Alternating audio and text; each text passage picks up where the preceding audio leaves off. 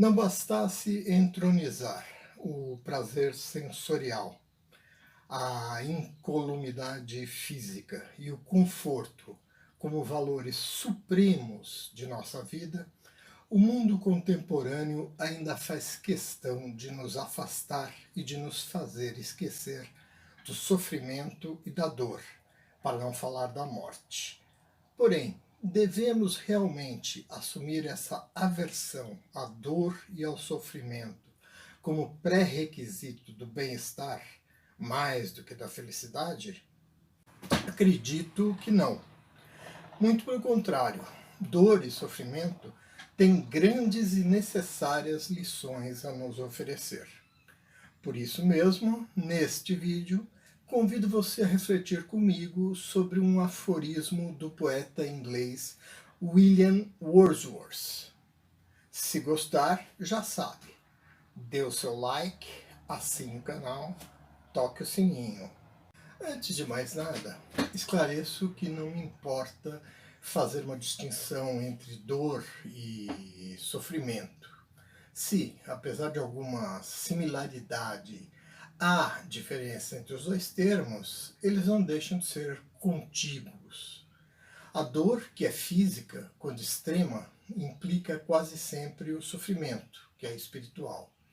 O sofrimento, quando extremo, também provoca uma dor física, ainda que imaginária ou virtual.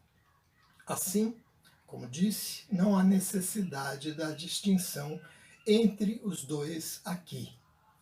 Mas vamos ouvir as palavras do poeta. Para Wordsworth, o sofrimento é permanente, misterioso e sombrio, e tem a natureza do infinito. A afirmação, inicialmente, nos diz com todas as letras que é impossível escapar ao sofrimento, pois ele é permanente.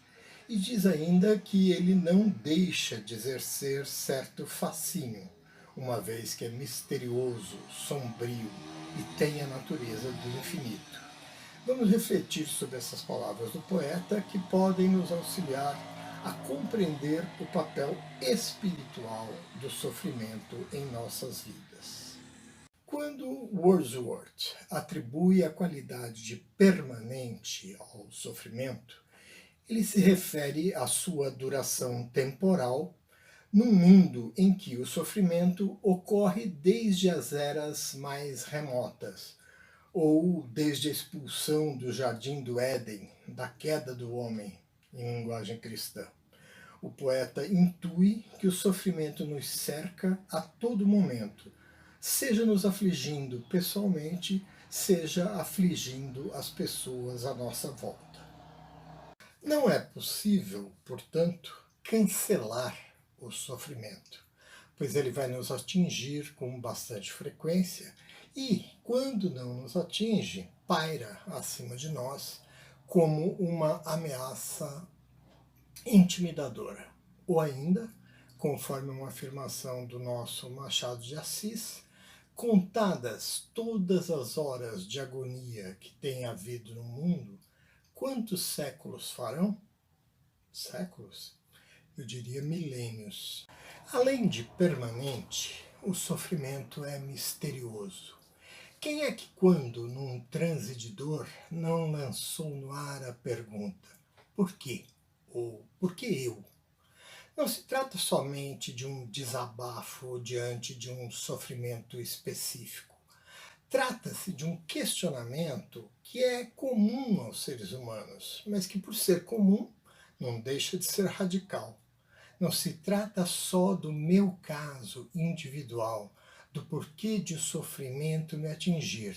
Trata-se, no fundo, de perguntar: por que o sofrimento existe? A questão é ainda mais misteriosa e dramática para os que creem em Deus. Por que um Deus, que é bondade e amor, permite a existência do sofrimento no nosso mundo? E ainda numa escala astronômica. Mesmo os que não creem, por outro lado, não podem deixar de confessar sua perplexidade diante de um sofrimento que colhe aleatoriamente a qualquer um de nós.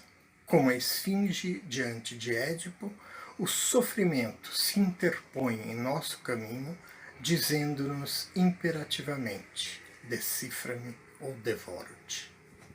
Que o sofrimento seja sombrio não me parece requerer um grande esforço interpretativo. O sofrimento é um mergulho no reino das sombras, onde a luz é escassa, mas não inexistente. Isso talvez nos ponha diante de uma agonia ainda maior do que diante da escuridão absoluta, pois as sombras não nos cegam, mas desfazem a nitidez de nossa visão habitual. Ele é sombrio porque é um mergulho na melancolia, que, exceto em casos depressivos patológicos, pode nos retirar a alegria de viver, mas não retira de todo o gosto de viver. Até aqui estávamos falando de sofrimento em termos exclusivamente naturais. Quando Wordsworth, entretanto, fala em natureza do infinito, sua afirmação deixa de lado a realidade física e adentra na arena metafísica. Falar em natureza de algo significa falar da essência de algo, do que é esse algo, daquilo que o faz ser o que ele é.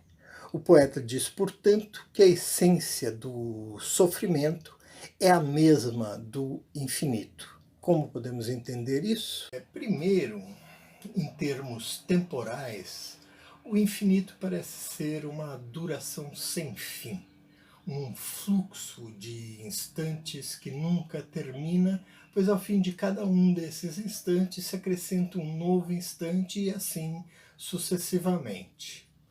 Essa é a concepção que geralmente se tem da eternidade. Nesse sentido, ter a natureza do infinito é ter a natureza da eternidade. No entanto, há uma outra concepção de eternidade que me parece mais complexa e elaborada, assim como mais precisa, mais exata. Trata-se da definição da eternidade que a escolástica estabeleceu. E me parece que é a essa eternidade que o sofrimento nos apresenta. A definição escolástica da eternidade, não como duração sem fim, se traduz na fórmula latina nunc stans, um agora perpétuo, imutável, que não flui, que não tem articulação temporal, pois não há nada antes e nem depois dele.